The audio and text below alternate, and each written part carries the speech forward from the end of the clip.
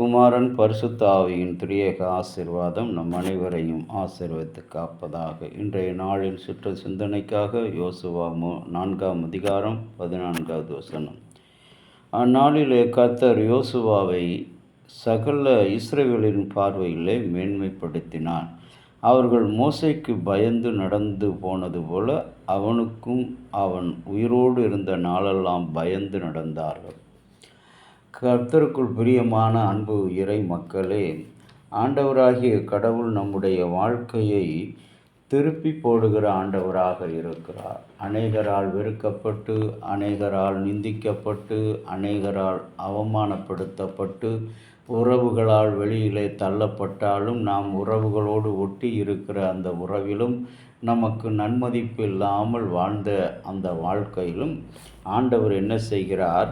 அவர்கள் கண்களுக்கு முன்பாக நான் உன்னை மேன்மைப்படுத்துவேன் என்று சொல்கிறார். அவனுக்கு முன்பாக ஒருவரும் எதிர்த்து நிற்காதபடி, அவனுடைய பார்வைக்கு முன்பாக ஒருவரும் எதிர்த்து வராதபடி கடவுள் செய்வதாக வாக்கு கொடுக்கிறார். என் அன்பு கடவுளுடைய பிள்ளையே, கடவுளுடைய பெரிதான இரக்கத்தினாலே இந்த உலகத்துக்கென்று, இந்த பூமிக்கென்று ஒரு நாளை சிறப்பாக இந்த 22ஆம் தேதி குறிக்கப்பட்டிருக்கிறது. 1970ஆம் ஆண்டு இந்த நாள் கடைபிடிக்கப்பட்டது, உலக பூமி நாள் என்று சொல்லி. இந்த நாளில் வாழுகிற ஒவ்வொரு மனிதனும் தனக்கென்று ஒரு நிலையை கொண்டிருக்கிறான், தனக்கென்று ஒரு கோட்பாடை வைத்திருக்கிறான், தனக்கென்று ஒரு சிந்தனையை வைத்திருக்கிறான். ஒரு சிற்பி ஒருவரை சந்தித்த ஒரு நபர் சிற்பியிடம் ஏன் அவர் ஒரே விதமாக 2 சிற்பங்களை செதுக்கிறார் என்றார். சிற்பி பதில் கூறுகையிலே, எனக்கு தேவை ஒரு சிற்பம் மட்டும்தான். முதல் சிற்பம் இறுதி வடிவமைப்பின் போது சற்று உடைந்து விட்டது, அதனால் மற்றொன்றை செதுக்குகிறேன். ஏனென்றால் சிற்பியிடம் பேசியவர் அந்த சிற்பத்தை உற்று பார்த்துவிட்டு இதில் எதுவும் சேதம் இல்லை, சேதம் அடைந்ததாகவும் தெரியவில்லை என்றார். தொடர்ந்து சிற்பியிடம் எனக்கு சிற்பம் சேதமடைந்துள்ளது என்று கேட்டார். சிற்பத்தின் வேலையை செய்து கொண்டே சிற்பத்தின் மூக்கு பகுதியில் கீறல் உள்ளது என்றார். அடுத்து நாம் மனித சிற்பியிடம் இந்த சிற்பம் எங்கு கொண்டு வைக்கப்படுகிறது என்று கேட்டார். அதற்கு அவர் சிற்பி 25 அடி உயரமுள்ள தூணின் மீது இது வைக்கப்பட போகிறது. அதிர்ச்சி அடைந்த அந்த மனிதர், அப்படியானால் யார் இந்த கீறலை இவ்வளவு உயரத்தில் கவனிக்கப் போகிறார் என்று கேட்டார். அன்போடு இறை மக்களே, இதுபோலதான் நம்முடைய வாழ்க்கையிலும் கூட நாம் எவ்வளவு உயரத்தில் இருக்கிறோம், வைக்கப்படுகிறோம் என்பது முக்கியமல்ல. கடவுளால் எவ்வளவு நாம் தெரிந்து கொள்ளப்பட்டிருக்கிறோம், கர்த்தருடைய சித்தத்தை நமக்கு கொடுக்கப்பட்ட பொறுப்பிலே அழைப்பிலே செய்திருக்கிறோம்.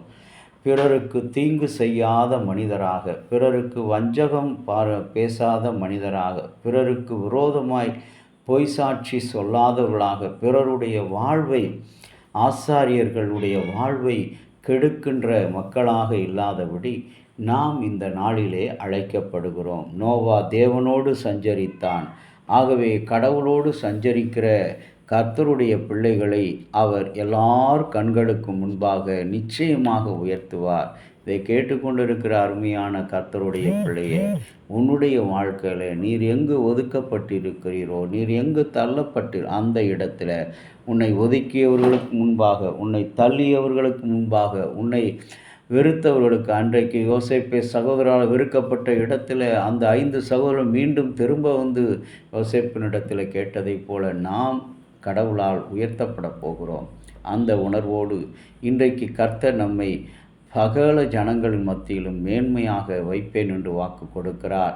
ஒருவனும் நமக்கு முன்பாக நிற்காதபடி அவர் எல்லோரும் கர்த்தருடைய ஊழியக்காரருக்கு பயந்து நடக்கிறவர்களாக நம்மை உயர்த்துவார், ஆசீர்வதிப்பார். அந்த எண்ணத்தோடு கண்களை மூடி செபிக்கலாம். அன்புள்ள பரலோக தந்தையே, நீர் கொடுத்த இந்த அற்புதமான நாளுக்காக நன்றி. நாங்கள் வெறுமனே ஆண்டவரை, வெறுமையானவர்கள் ஆண்டவரை, ஏசப்பா, உம்மிடத்தில் எந்த ஒரு நன்மையும் பெற தகுதியற்றவர்கள் ஆண்டவர் ஏசப்பா, இந்த நாளில் கூட தகுதியற்ற எங்களை உம்முடைய சிலுவையின் பாடுகளினால் தகுதிப்படுத்தினீர். இந்த நாள் முழுவதும் உம்முடைய கரம் எங்கள் மீது பாதுகாப்பாக இருக்கட்டும். வலது இடதுபுறம் சாயாதவர்களாக, நீதிக்கென்று ஒரே நிலையில் நிற்கப்படுகிறவர்களாக இருக்க துணை புரிந்தருளும்.